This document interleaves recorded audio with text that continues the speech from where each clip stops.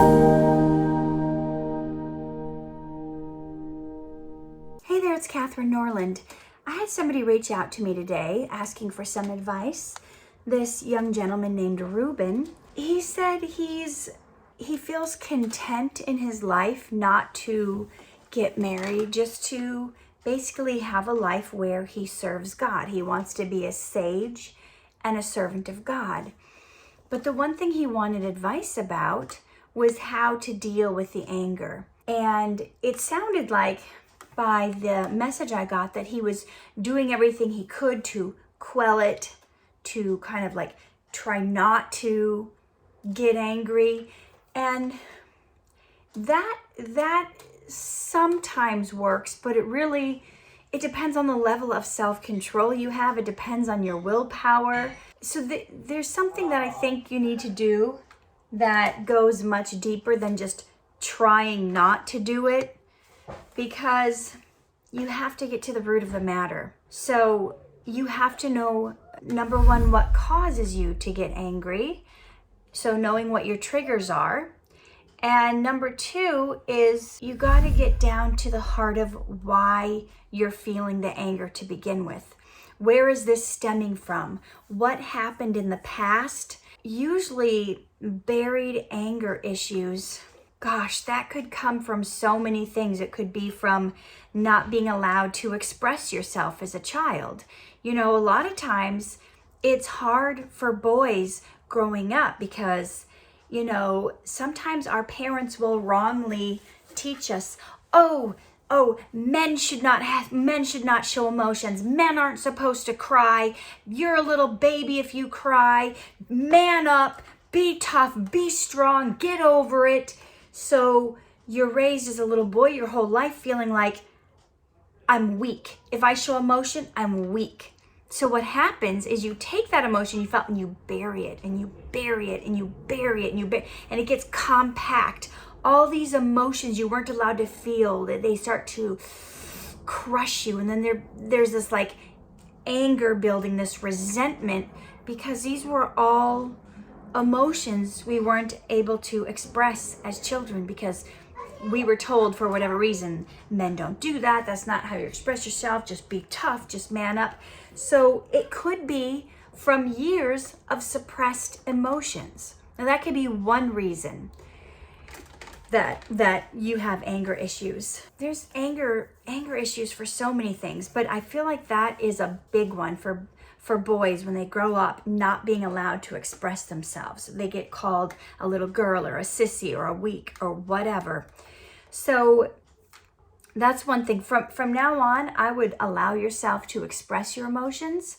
Now, anger isn't necessarily a bad thing, right? Because the Bible talks about a righteous anger. God had anger. God had wrath when bad things were happening. And that's what's called a righteous anger. That is an anger over things like injustice, like somebody is hurting someone else. You be angry at the person who's hurting someone. There's reasons that it's okay to have anger. And there's even a scripture that says, be angry, but do not sin. So it's okay to get angry sometimes as long as that anger doesn't cause us to sin. So taking the previous example, you're angry that someone is hurting someone else, but then if you go and beat that person up or whatever, if you go and sin because you're angry about the other person's sin, do you see how that's just kind of a vicious cycle? So it's not that anger is bad, but anger expressed incorrectly can be detrimental to you, and it can cause you to do things you don't want to do, right? You've heard of crimes of passion. So crimes of passion are when someone comes home and they see their spouse is caught in the act of cheating on them with someone else, that their passion, their love for them, the anger rises up and they shoot the person. So that is like a crime of passion. That's not condoned. Be angry, but do not sin. So it's okay to have anger. It's okay to have a righteous anger.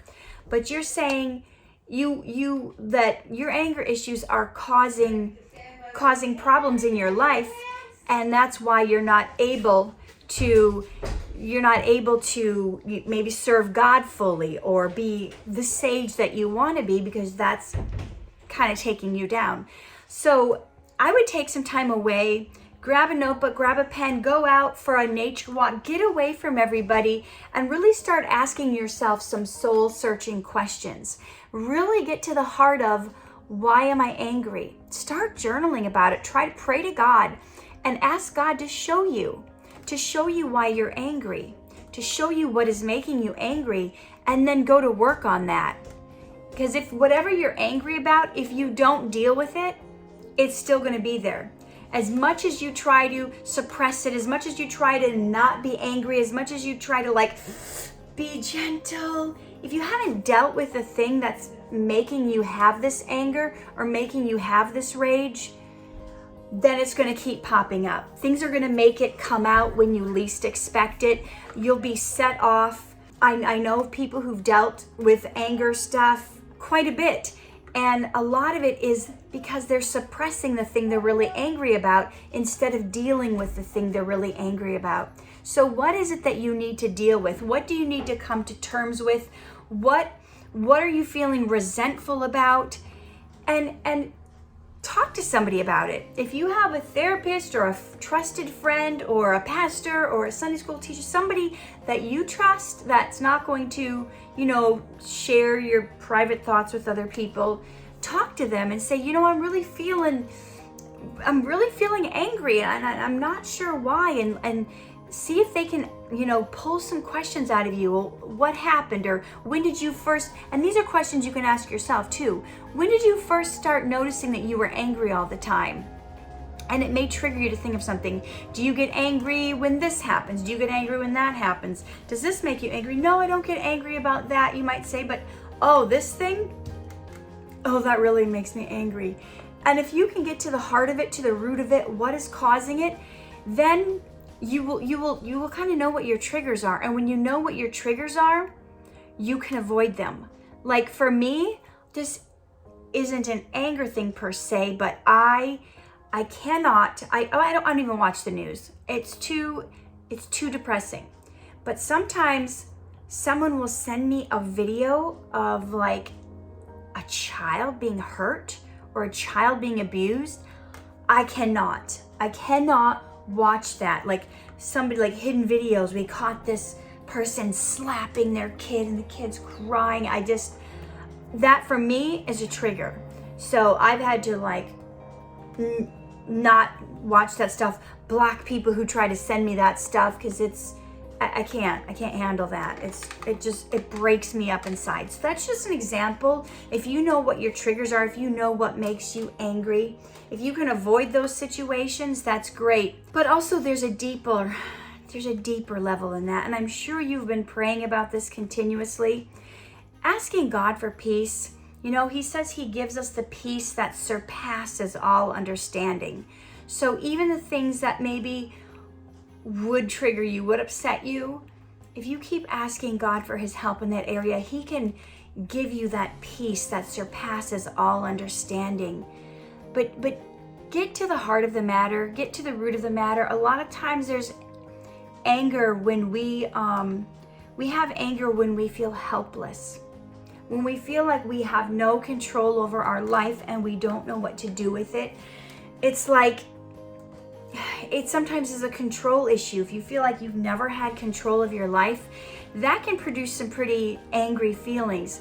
But not having a conversation with you and not knowing where your anger is coming from, I would say those are the steps to take to dig in deeper.